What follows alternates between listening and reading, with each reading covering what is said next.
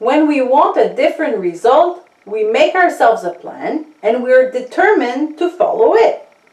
It's like what we do on January 1st. Being ambitious is good, but beware, it should not be at the cost of our standards.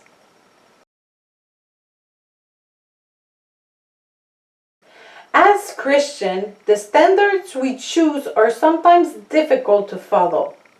For example, a young single woman wants to marry a Christian man, passionate about his faith. But all the singles in her church aren't attractive to her.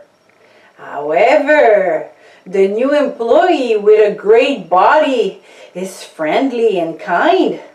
What to do?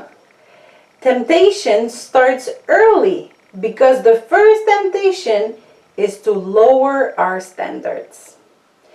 This young woman who initially wanted a man of God slowly settles for a man who believes in God, and then looks for a man who will let her go to church.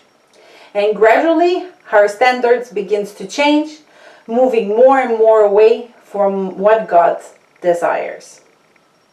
It's difficult to stand firm on our standard, especially when our desires are becoming more intense or as time passes.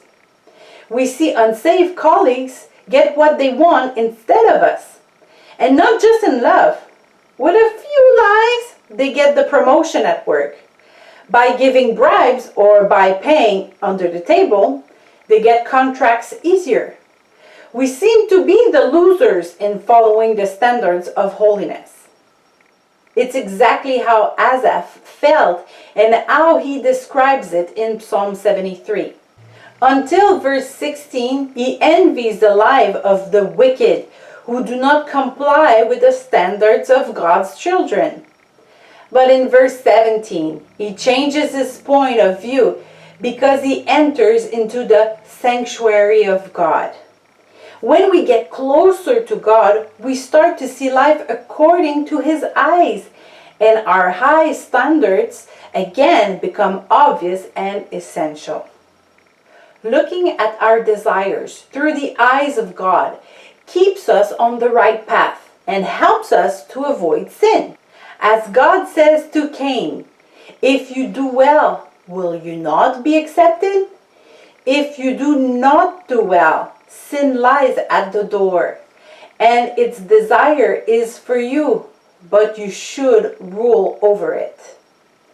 We are tempted to lower our standards, but God encourages us to overcome this temptation. If it says we need to dominate those thoughts, it's because they are strong. We must stand firm, fight until we are dominating. God gave us authority. He gave us the strength to stand firm. You are tempted in the same way that everyone else is tempted. But God can be trusted not to let you be tempted too much. And He will show you how to escape from your temptations.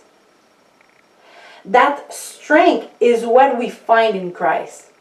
Like Asaph, we find it in the sanctuary of God, in His presence. So let's remain firm in our feeling, because God attaches a promise to this attitude. You will keep in perfect peace those whose minds are steadfast, because they trust in you. Let's dominate the temptation to lower our standards. Yes, we have desires and dreams, but let's not achieve them without God's blessing.